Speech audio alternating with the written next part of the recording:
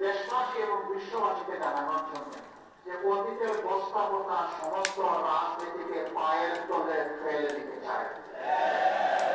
এই রাজনীতি বাংলাদেশে অচল।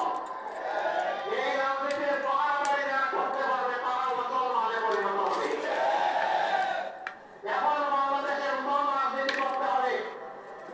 এই রাজনীতি হবে দেশব্যাপী স্বাধীনতা এবং সার্বভৌমত্বের পক্ষে। যেই রাজনীতি হবে বিশ্বের মাথা উঁচু করে দাঁড়ানোর পক্ষে। যেই রাজনীতি হবে দুর্নীতির বিপক্ষে। যেই রাজনীতি হবে চাঁদাবাজদের বিপক্ষে। এই রাজনীতি হবে রহমতের বিপক্ষে।